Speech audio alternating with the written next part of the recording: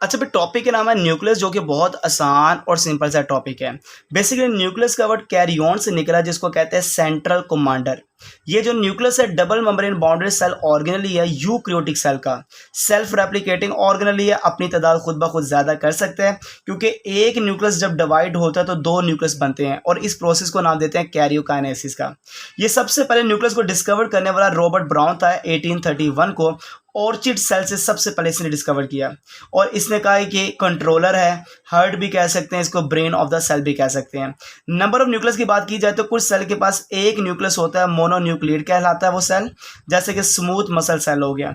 कुछ सेल के पास दो न्यूक्लियाई होते हैं, आप इसको बाई न्यूक्लियड कहते हैं, जैसे डाइक्रोटिक पैरामीशियम हो गया, हाइफियो फंजाई हो गया। और कुछ सेल को आप मैनी न्यूक्लियाई होते हैं, आप उसको मल्टी न्यूक्लियड सेल कहते हैं, जैसे ओपलिना और स्केलेटल मसल सेल हो गया। मैं अगर बात करूं प्लांट सेल के अंदर तो बड़ा सा वैक्यूल होता है, बहुत बड़ा वैक्यूल होता है, पर एनिमल सेल के पास स्मॉलर वैक्यूल होता है।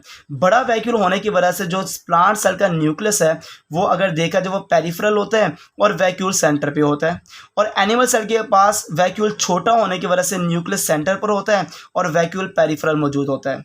अगर मैं बात करता हूँ न्यूक्लियस को देखने की, तो मैं पहले बता दूं कि ये अपीयर होता है nucleus during non dividing phase of cell. जब सेल डिवाइड नहीं होता आपको न्यूक्लियस नजर आता है, जैसे इंटरफेज हो गया। ये डिसअपियर कब होता है? ये उस वक्त न्यूक्लियस नजर नहीं आता जब dividing phase of the cell है। जब सेल डिवाइड होता है, मियोसिस करता है, माइटोसिस करता है, उस वक्त नजर नहीं आता। जब मेरे बच्चे ये इंटरफेज में होता है तो ये उस दौरान आपको न्यूक्लियस विजिबल होता है। जब इंटरफेज होता है उस वक्त क्रोमेटिन नजर आता है, जो कि नॉन कंडेंस फॉर्म है, और जबकि मियोसिस और माइटोसिस के दौरान आपको क्रोमेटिन की जगह क्या नजर आता है? क्रोमोसोम, जो कि कंडेंस फॉर्म है। शेप के लिहाज से जो न्यूक्लियस की शेप है स्फेरिकल होते हैं या ओवल शेप होते हैं, कुछ इलोंगेटेड फॉर्म में होते हैं, कुछ इरेगुलर फॉर्म में होते हैं। न्यूक्लियस का सबसे बड़ा रोल है जेनेटिक इंफॉर्मेशन को पकड़ के रखना या कंट्रोल करना सेलुलर मेटाबॉलिज्म को। अगर मैं बात करता हूँ स्ट्रक्चर के लिहाज से, तो एक न्यूक्लियस के पास न्यूक्लियर मेम्ब्रेन भी होती है, न्यूक्लियोप्लाज्म भी होता है, क्रोमेटिन नेटवर्क भी होता है, और न्यूक्लियोलस भी होता है। न्यूक्लियर मेम्ब्रेन क्या है? ये आपके सामने न्यूक्लियर मेम्ब्रेन मैंने बना के दिखाई है। न्यूक्लियस कवर्ड होता है दो पैरेलल मेम्ब्रेन से, जिनके दोनों मेम्ब्रेन के दरमियान जो स्पेस होती है 10 से लेके 50 नैनोमीटर है, जिसको पेरी न्यूक्लियर स्पेस का नाम दिया जाता है। अब ये डबल मेम्ब्रेन है, एक आउटर है एक इनर है। आउटर होती है बाहर वाली जो टूवर्ड है साइटोप्लाज्म, अंदर वाली होती है इनर मेम्ब्रेन जो टूवर्ड है न्यूक्लियोप्लाज्म। जो अंदर वाली है न्यूक्लियोप्लाज्म को इनक्लोज करती है, और जो आउटर वाली है वो कंटिन्यूस होती है किसके साथ? ईआर के साथ। अब मैं आपको ये बता दूं, जब दोनों मेम्ब्रेन आपस में मिलती हैं तो एक पॉइंट डेवलप होता है। आप उस पॉइंट को नाम देते हैं they are called nuclear pore. जहां पे दोनों मेम्ब्रेन आपस में मिलती हैं वहां पे स्पेस आ जाती है, खाली जगह आ जाती है, एक छोटा सा सुराख बन जाता है। आप उस सुराख को कहते हैं they are called nuclear pores है। तो सर्टेन पॉइंट्स न्यूक्लियर मेम्ब्रेन, एक ऐसी जगह, मखसूस जगह न्यूक्लियर मेम्ब्रेन की जो प्रोवाइड करती है न्यूक्लियर पोर को around the margin of this nuclear pores. Both membranes are fuse with one and other. जहाँ पे दोनों फ्यूज होती है वहाँ पे क्या डेवलप होता है? न्यूक्लियर पोर डेवलप होता है। ये न्यूक्लियर पोर है। अच्छा, इस न्यूक्लियर पोर ना अगर देखा जाए ये पोर कॉम्प्लेक्स फॉर्म में होता है, क्योंकि पोर्स के साथ कुछ गार्डेड होती है परमिएस, कुछ प्रोटीन होती है, कुछ एंजाइम्स होते हैं, और उसका नाम है परमियासिस, जो क्या बनाती है? Pore complex. ये अकेला सुराख नहीं है, साथ में परमियासिस एंजाइम भी होते हैं जिसकी प्रोटेक्शन करते हैं, गार्डेड करते हैं। इस सुराख का एक ही काम है कि आरएनए ने अंदर और बाहर जाना है, आयोनिक एक्सचेंज होना है, या न्यूक्लियोसाइटोप्लाज्मिक ट्रैफिक इसको रेगुलेट करना, अंदर से बाहर और बाहर से अंदर चीज़ों को लेकर आने के लिए रेगुलेशन जिसकी जिम्मेदारी है वो न्यूक्लियर पोर है। और दोनों मेम्ब्रेन को इकट्ठा नाम देना they are called nuclear envelope है।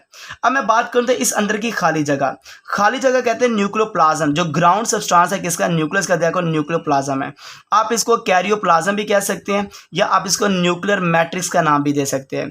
ये जो न्यूक्लियर मैट्रिक्स है ना, ये अंदर खाली जगह, ये basically transparent colloidal form solution होता है, जिसके पास वाटर भी होता है, प्रोटीन भी मौजूद है इस खाली जगह में, एंजाइम लाइक एटीपीएस भी है, डीएनए आरएनए पॉलीमरेज भी है, एंडोन्यूक्लियसिस भी है, न्यूक्लियोटाइड भी है, मिनरल जैसे कैल्शियम, मैग्नीशियम, ये सारी मौजूद जो चीज़ें हैं ये जिसके पास मौजूद होती हैं उसका नाम न्यूक्लियर मैट्रिक्स कह लें, कैरियोप्लाज्म कह लें, या न्यूक्लियोप्लाज्म कह लें, इसके पास होती है। इसी तरह इस खाली जगह पर एक और भी चीज़ है जिसका नाम है ये गाढ़ा सा मवाद न्यूक्लियोलस। ये जो न्यूक्लियोलस है ना, ये आपने याद रखना, न्यूक्लियोप्लाज्म के पास एक या एक से ज़्यादा न्यूक्लियोलाई है जिसको न्यूक्लियोलस कहा जाता है। ये नॉन मेम्ब्रेन बाउंडेड ऑर्गेनली है, स्फेरिकल स्ट्रक्चर है। न्यूक्लियोलस और क्रोमेटिन, ये जो आपके सामने धागे ना, ये क्रोमेटिन, न्यूक्लियोलस और क्रोमेटिन जहाँ पे अटैच होते हैं एक दूसरे के साथ, आप उस जगह को NOR कहते हैं, न्यूक्लियर ऑर्गेनाइजर रीजन। जो न्यूक्लियस की सारी चीज़ों को ऑर्गेनाइज करते हैं उसको कहते हैं न्यूक्लियर ऑर्गेनाइजर रीजन। वो कौन है? NOR किसको कहते हैं? न्यूक्लियोलस, और जहाँ पे अटैच है क्रोमेटिन, उस अटैचमेंट वाली जगह को कहते हैं NOR। ये आपको नज़र आता है जब इंटरफेज होता है, जैसे ही खत्म होता है तो याद रखना उस वक्त सेल डिवाइड हो रहा होता है, मियोसिस या माइटोसिस कर रहा होता है। न्यूक्लियोलस के पास 85% प्रोटीन है, 10% RNA और 5% DNA।